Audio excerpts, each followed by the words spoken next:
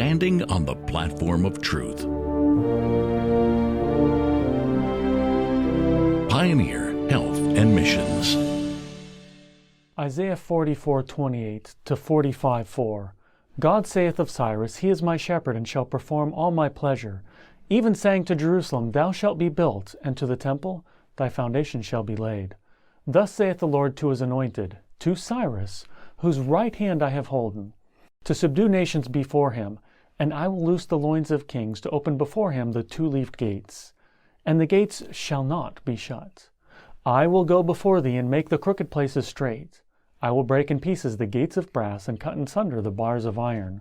And I will give thee the treasures of darkness, and hidden riches of secret places, that thou mayest know that I, the Lord, which call thee by thy name, am the God of Israel.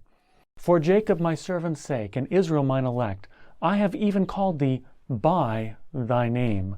I have surnamed thee, though thou hast not known me. God calls Cyrus by name about 150 to 200 years before these events. Why does he do this? One reason is so that Cyrus will know that he is the God of Israel. And another reason given is so that God's people will know that he is God. Jeremiah 1:5, Before I formed thee in the belly, I knew thee. How is he able to know such things? Romans 8:29, For whom he did foreknow. In other words, know beforehand. God has foreknowledge. He knows things beforehand. Isaiah 46:10 says, Declaring the end from the beginning, and from ancient times the things that are not yet done. Prophecy is simply history told in advance. God is able to give us prophecy because he knows what is going to happen before they actually do. In other words, he has foreknowledge, and this is why he is able to say, Before I formed thee in the belly, I knew thee. Before Cyrus was brought forth, he knew him. Before he formed you and I, he knew us.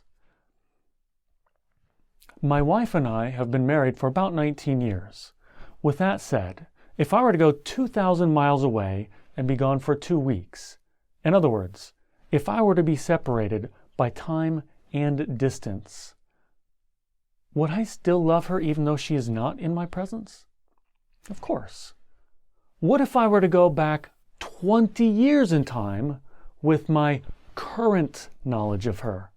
Would I still love her even though she didn't know me yet? Absolutely, because in my mind and with my knowledge of her, I have known her and we've been married for 19 years. Here's my point. God had knowledge of you before you were brought forth, so he loved you before you were brought forth. Could he show his love to you before you were brought forth? No, because you were not there to see it. But he still loved you because he knew you. Would he not love Jesus before he brought him forth sometime in eternity past? He had foreknowledge of Cyrus. He had foreknowledge of you before you were brought forth, yet he loved you. Would he not have foreknowledge of his own Son and love him also even before he brought him forth?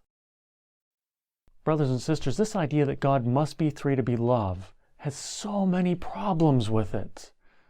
I want to give you just a short list of some things that I see. 1. It totally destroys God's foreknowledge by saying God doesn't have enough foreknowledge to have known his own Son before he was brought forth. 2. It destroys his agape love. It lowers his unconditional love to a phileo or eros love at best by saying God cannot be loved without someone to show that love to.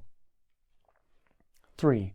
It teaches that Jesus couldn't have died for those who were brought forth after the cross because we weren't alive yet, so he couldn't have loved us.